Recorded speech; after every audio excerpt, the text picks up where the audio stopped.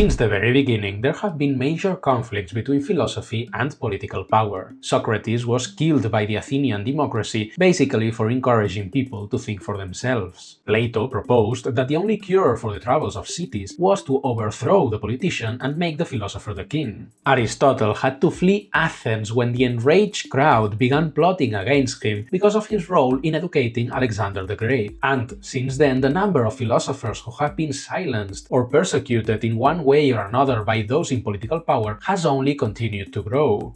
In line with this ongoing conflict, in the 20th century there was a philosopher who launched a radically destructive critique of the main modern political structure, political parties. And she did so on the grounds that political parties, by their very nature, tend to extinguish the flame of the philosophical spirit, critical thinking. That philosopher was Simone Weil, and in this video I'm going to tell you why. I'm Enrique, welcome back to Addicted to Philosophy, let's get started. Simone Weil was a French philosopher with an overwhelming heart who lived a life that can only be admired. She dedicated her thought to the cause of the oppressed, and merely hearing about someone else's suffering moved her to compassion and often to tears. She died at the young age of 34 after contracting tuberculosis, which worsened because she refused to eat properly, wanting to share the living conditions of prisoners in Nazi Germany. Albert Camus said of her that she was the only great spirit of her time. And although she wrote many fascinating works, and at the end of this video I will tell you where you can learn more about her thought, today I want to talk to you about a short text of hers from 1940. Note on the abolition of all political parties. As you can guess from the title, in this essay she argues for the complete abolition of political parties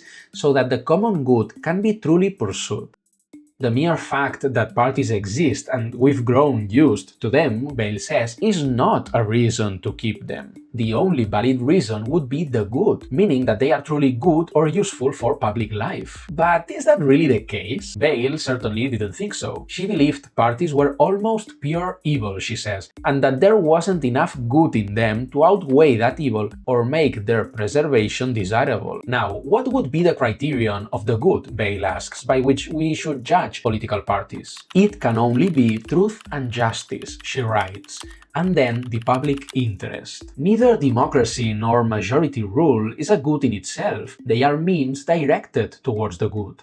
We only prefer democracy because it serves the common good better than other systems. If it didn't, we would have to discard it and replace it with something else. Like one where I rule all by myself, that would be great. At this point, Weil is following Rousseau, according to whom, under certain conditions, the will of the majority is more likely to get what is good and just right than any single person, for reasons similar to Aristotle's. Many eyes see more and see better than just one. The problem is that for this to work properly, for the majority's will to truly have a higher chance of choosing what is good, at least one condition must be met: that when the majority expresses its will, there is no collective passion distorting people's perception of reality. And this is where Weil's problems begin. This is her first criticism, because for her, a political party is a machine to generate collective passion. As a result, the natural dynamic of a party does nothing to help us gain a real, calm and balanced understanding of our own situation and the dilemmas and problems we face. On the contrary, she says, the party inflames the masses in order to gather as much support for itself as possible. This leads us to Weil's second criticism, that the first and ultimate purpose of every party is its own growth, and no limits are ever placed on that goal. What always seems to be the goal parties chase?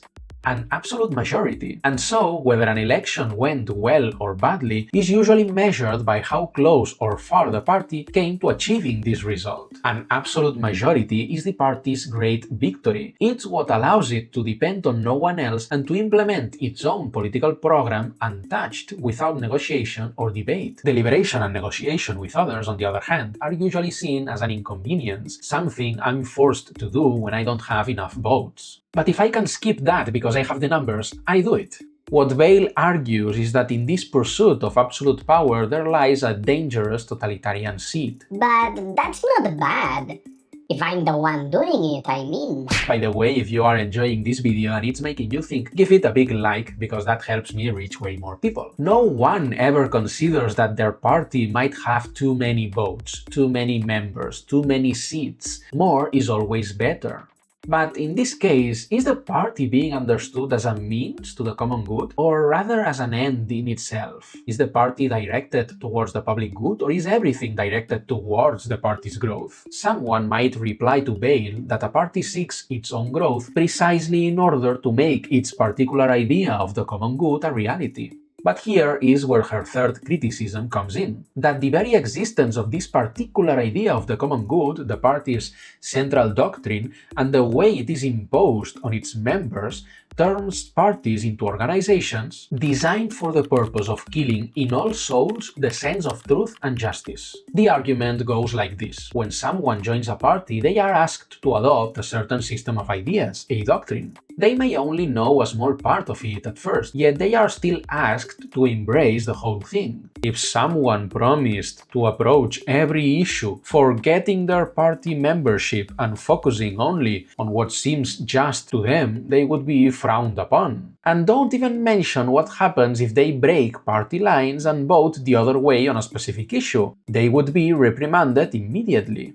The problem, then, Weil says, is that joining a party means accepting, more or less uncritically, a whole set of principles of which I initially know only a very small fraction. Weil compares this to a convert who, as they learn the dogmas of the church they have entered, accepts them without protest or question. She says that each party is a small secular church that wields its own menace of excommunication. In both cases, one's own thinking is subjected to an authority, whether that of the party or the church. Thus, the desire to seek the truth is replaced by the inclination to adapt to a pre-established discourse. In this way, Weil says, one stops thinking as oneself and starts thinking as a monarchist, as a socialist, as someone from the left or the right, which to her is the same as not thinking at all. And worse still, any attempt to think within the party is punished the moment someone deviates from the official doctrine. That, Weil writes, amounts to punishing those who dare to think for themselves, and it means that a representative is forced to follow whatever the party decides instead of what the natural light of their reason tells them is good, just, and true. Political parties are a marvelous mechanism which, on the national scale, ensures that not a single mind can attend to the effort of perceiving in public affairs what is good, what is just, what is true. If one were to entrust